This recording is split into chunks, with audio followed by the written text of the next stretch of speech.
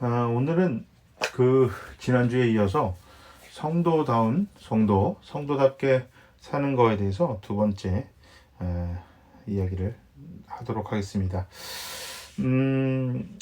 이렇게 사람이 항상 행복할 수 있을까라는 그런 생각 해보신 적 있어요? 그러니까 저는 이렇게 뭐 항상 행복할 수 없다라고 생각하는 사람이지만, 그렇게 생각은 하지만 그래도 항상 행복했으면 좋겠다, 이렇게 이런 생각을 간혹 합니다. 아, 어떤 일을 당해도 참으로 감사한 마음으로 사는 사람이 있을까? 자, 환경에 매이지 않는 자유인이 있을까? 아무 것에도 걸려 넘어지지 않는 사람이 있을까? 가진 것을 다 잃는다 해도, 심지어 뭐 마지막 목숨까지 빼앗길지라도 행복한 사람이 있을까? 그런 상황에서도 결코 기도를 놓지 않는 사람이 있을까? 만약에 이거 제가 지금 이야기한 것 중에 한 가지만이라도 제대로 하면서 산다면 참 행복하겠다, 이런 생각을 합니다. 성경은 그리스도 사람들은, 예수를 믿는 사람들은 예수 안에서 행복할 것을 이야기합니다. 이것이 이제 하나님의 뜻이다. 그러니까 하나님의 뜻은 예수 그리스도 안에서, 하나님의 은혜 안에서 교회와 성도가 행복하길 원하는 것이 하나님의 뜻입니다. 그물에 걸리지 않는 바람처럼 세상의 덫으로 자유로운 사람이 되라고 하십니다. 자, 우리의 삶의 태도가, 어떤 성도다운 자세가 하나님의 뜻에 뿌리 내리는 사람이 되기를 원하십니다. 자, 목회를 하고 신앙생활을 하는 동안 믿음이 무엇인가에 대해 끊임없는 질문을 하고 성경을 살펴보고 또 신앙의 선배들의 삶을 보면서 제가 내린 결론은 믿음은 삶이다라는 것입니다. 참된 믿음은 삶으로 드러나야 하고, 삶은 믿음을 보여주어야 한다는 것입니다. 자, 오늘 본문 말씀을 보면 예수님께서는 베드로에게 3번 똑같은 질문을 하십니다. 너가 나를 사랑하느냐? 너가 나를 사랑하느냐? 너가 나를 사랑하느냐입니다. 자, 물론 베드로는 물을 때마다 사랑한다 고백하죠. 자, 그 고백에 예수님 이렇게 대답하십니다. 내 어린 양을 먹이라. 내 양을 치라. 내 양을 먹이라.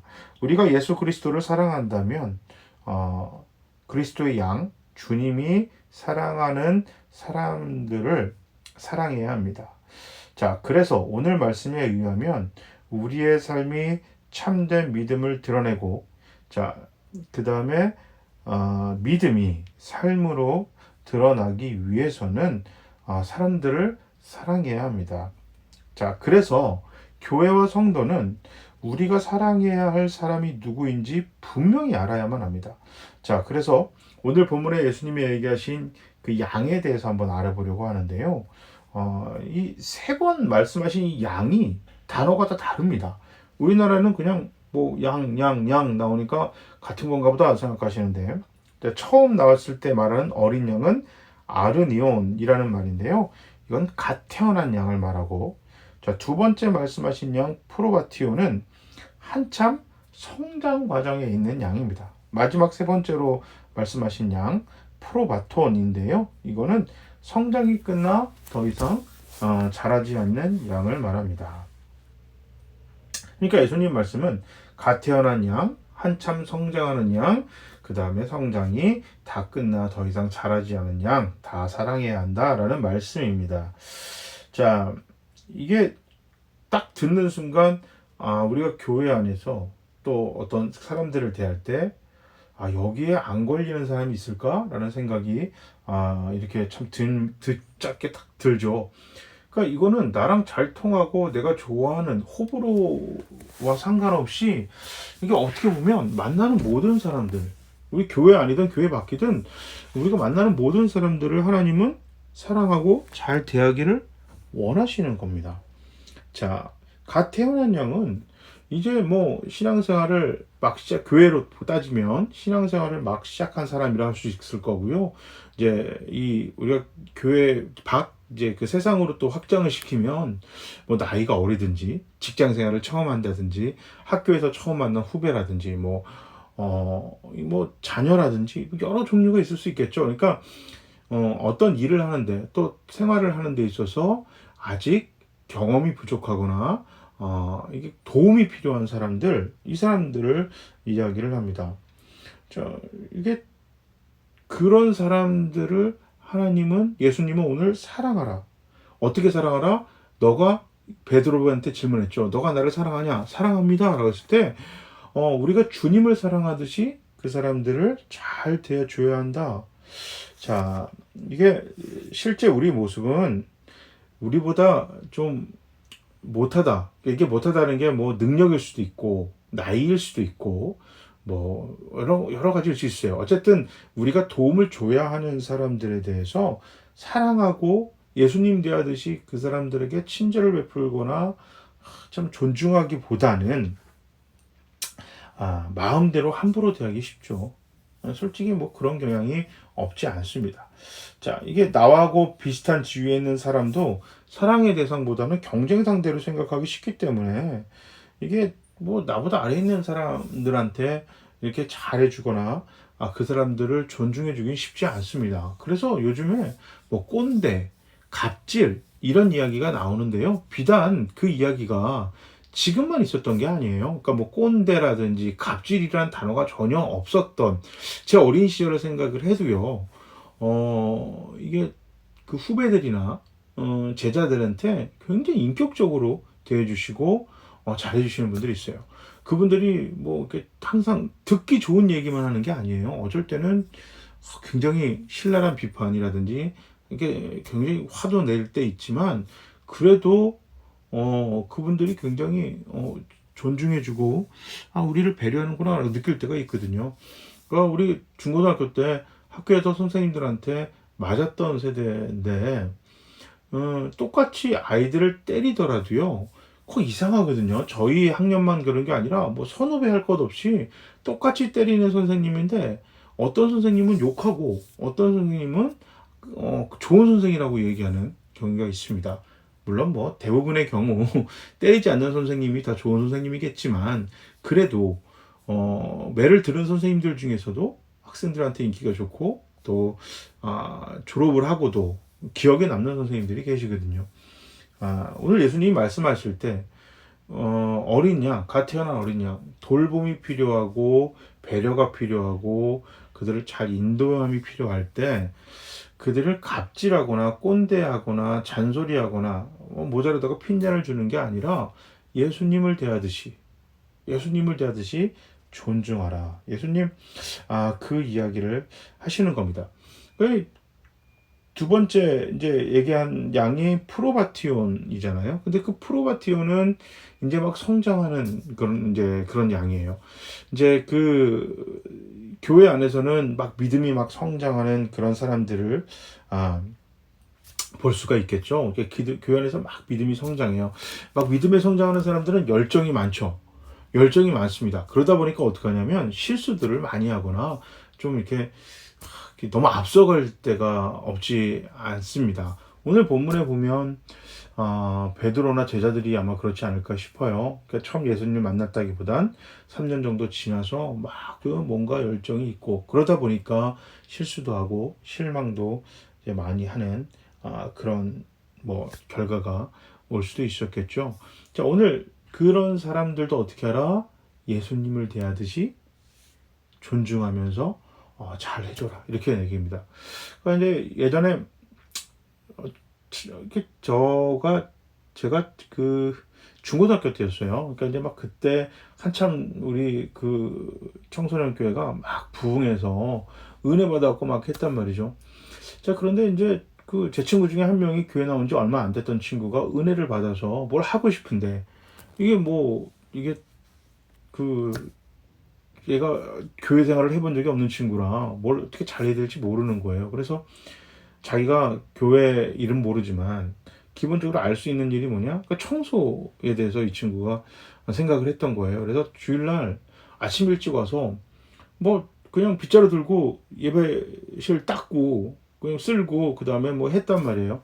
그런데 이제 어떤 선배 형이 그 친구를 조용히 불러서 뭐라 뭐라 하길래 이 친구가 얼굴이 빨개져서 왔어요. 저는 이제 잘했다고 칭찬하는 줄 알았더니 뭐라 그랬냐면 그 너무 티내지 말라고.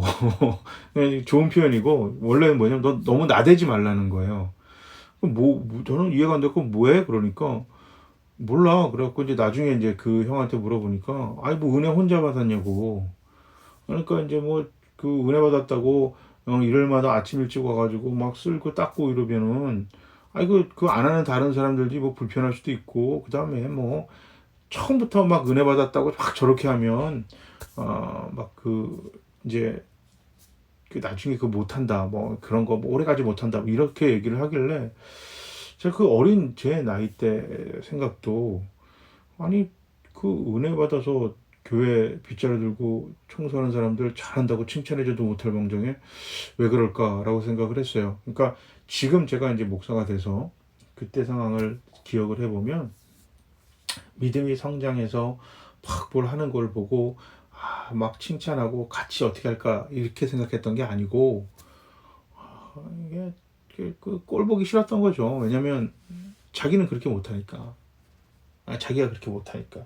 그러니까 베드로가 이제 아마 이제 제자들이 예수님 십자가 돌아가시고 잡히시고 막 이러니까 막 흩어졌을 때 예수님 곁을 지켰던 여인들도 있었는데 꼴 보기 싫었던 거예요. 자기들은 도망갔으니까. 그러니까 막 흩어놓기도 하고 제자들 막 이제 그 삶의 자리로 돌려보내고 이런 게 이제 교회 생활하거나 신앙생활하거나 주변에 보면 직장 생활에서도 뭐 그런 거 있잖아요. 막 그 열정을 가지고 막 아이디어 내고 뭐 하면 네가 뭐 하냐고 막 핀잔 주기도 하고 막 경험이 없어서 중요하다 그러고 변화에 대해서 이야기하면 뭐 변화가 전통이 중요하다 뭐 이렇게 얘기하면서 그 세대 간의 갈등이 생기기도 하거든요.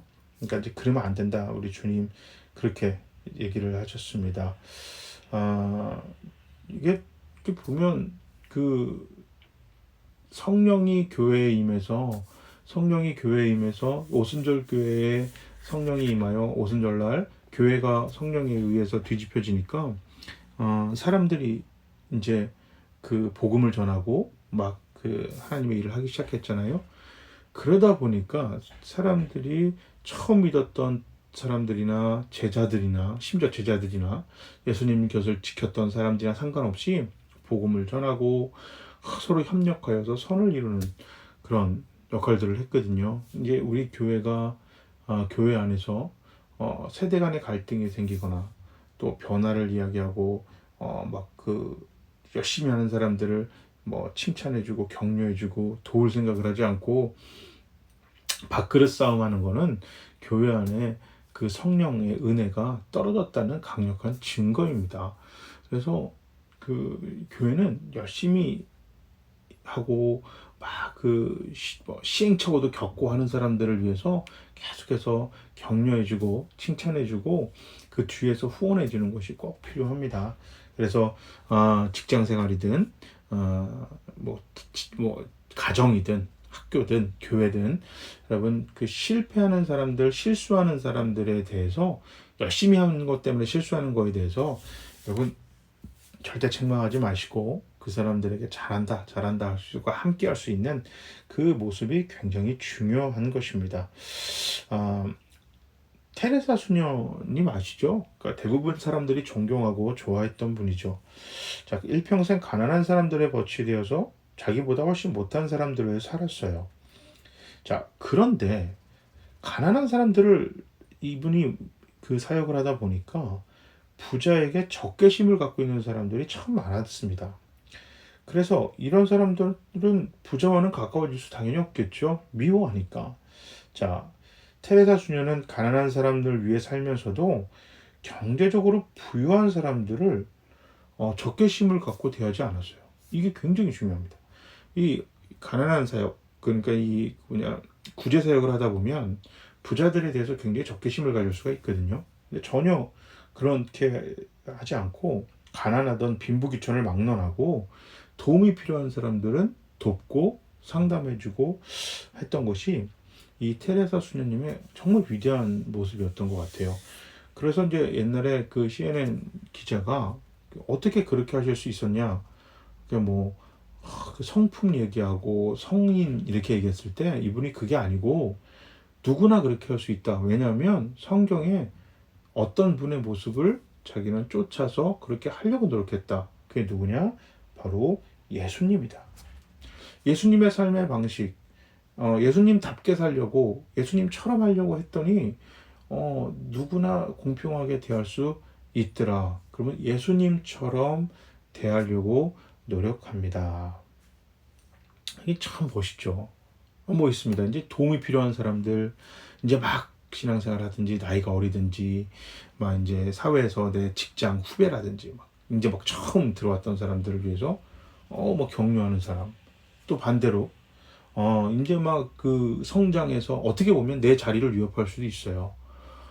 그런데 그 사람들을 위해서 그 선입견을 갖지 않고 자기의 뭐 어떻게 보면 세대 간의 갈등이 그런 거잖아요. 그러니까 그 다음 세대가 지금 현 세대의 모든 것들을 비판하기도 하고 뛰어넘으려고 할 때 불안하기도 하고 싫을 수도 있는 거예요. 그런데 그거를 격려하면서 그거를 잘 이렇게 끌고 나가는 걸 보면 아마 예수님을 닮아가려고 하는 그 마음이 없이는 오늘 예수님이 말씀하셨던 내 양을 먹여라 라는 그것이 불가능하지 않았을까, 이제 그렇게 생각을 합니다.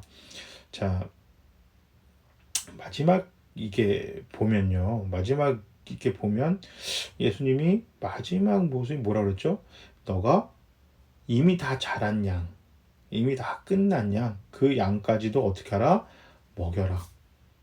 우리가 그 세대 간의 갈등, 아까 얘기했지만, 저도 이제 아직은 젊은 세대죠. 젊은 세대가 우리 윗세대를 볼 때 꼰대, 갑질, 뭐 이렇게 얘기하는 이유가 뭐죠? 그분들에 대한 배려가 없는 거예요. 열심히 살아서 거기까지 와가지고 그렇게 살 수밖에 없고 또 그렇게 살았던 시대에 그 흐름이 있는 거거든요. 그거를 그렇게 무시할 수가 없는 거예요. 뭐 일제 시대 때를 겪어오신 분은 그분들의 삶의 방식이 있고 6.25 세대의 방식이 있고 그 다음에 전후 전쟁이 막 끝나서 우리나라가 힘들게 성장해야만 하는 성장통을 겪어야 되는 그런 세대 분들은 그렇게 살 수밖에 없고 민주화 시대 때는 또 그렇게 사는 거고 또 21세기 지금 우리는 이렇게 살고 있는 것입니다. 아마 우리 후세대가 지금 우리가 이제 윗세대를 꼰대라고 부르고 막 그렇게 인정하지 못하듯이 아마 똑같은 취급을 당할 때 과연 무슨 생각이 들까? 어떤 마음일까? 이제 저는 아마 이제 그쪽으로 좀 더 가고 있겠죠. 저도 이게 이미 다 자라서 어떻게 보면 생산성도 없잖아요. 그 양은 이제 생산성이 없어요. 이 털도 힘이 빠져서 어떤 나이가 먹어서 이 양에서 나오는 털, 뭐 우유, 뭐 이 모든 것들이 쓸모가 없을지라도 어떻게 하라 예수님은 먹이고 귀하게 여겨라. 이 사랑하라. 이게 참 어려운 겁니다. 이게 쉽지 않은 이야기인데 예수님이 이렇게 얘기를 했던 건 뭐예요? 갓 태어난 양, 성장하는 양, 성장이 탁 끝난 양 할 것 없이 어떻게 하라? 사랑하라. 배려하라. 존중하라. 이것이 교회다운 교회, 성도다운 성도의 삶의 모습일 것입니다. 어려울 거예요. 세대 간의 갈등도 참 어렵고 저도 잘 안 되더라고요. 그러니까 왜 이렇게 꽉 막혔지? 왜 저렇게밖에 생각을 못하지라고 생각을 하지만 이게 반대로 생각을 하면요, 우리도 그렇게밖에 생각을 못하는 거잖아요. 저분들이 저렇게 사는 것이 그럴 수 있겠구나 라는 생각 우리도 못하고 있는 거거든요. 나도 못하고 있는 거예요. 아마 이제 이런 식으로 가면 내 다른 세대, 나보다 젊은 세대랑 또 트러블이 생기겠죠. 그리고 또 그 세대는 또 그 세대. 그러니까 좋은 것, 그러니까 서로 이해하고 배려하고 존중하고 격려하는 그런 자세가 이게 배울 수가 없는 거예요. 배울 게 없어요. 예전에 인터넷 뉴스 어떤 좋은 글귀를 봤어요. 아파트에 아이들이 이제 뭐 어른을 보고 이게 예를 들어서 그 아파트를 관리하시는 경비 아저씨나 아니면 옆집 아저씨를 보면 알잖아요. 되게 얼굴은 보고도 인사를 안 하는 거예요. 그러면 대부분 어떻게 생각을 하냐면 요즘 애들은 이게 교육이 안 됐어. 집안 교육이 어때? 막 하면서 아이들 탓을 할 텐데 뭐라고 써놨냐면 이렇게 기본적인 예의 범절이 없다. 그러니까 서로를 보고 인사하거나 친절한 말 하는 그런 예의가 없습니다. 그것은 들은 바는 있지만 그렇게 해야 된다는 거는 배운 적도 있고 들은 적은 있지만 본 적이 없기 때문입니다. 본 바가 없어서 그렇습니다. 굉장히 울림이 있는 글이었습니다. 다른 사람에게 배려하고 친절하게 해야 되고 격려하고 존중해야 된다. 저는 지금 설교도 하고 또 성경을 통해서 우리가 배웁니다. 근데 문제는 그렇게 하는 것을 보지 못하기 때문에 이게 삶에서 적용이 안 되는 거예요. 이게 전승이 안 되는, 계승이 안 되는 거예요. 참 무섭고 가슴 아픈 얘기고 울림 있는 얘기입니다.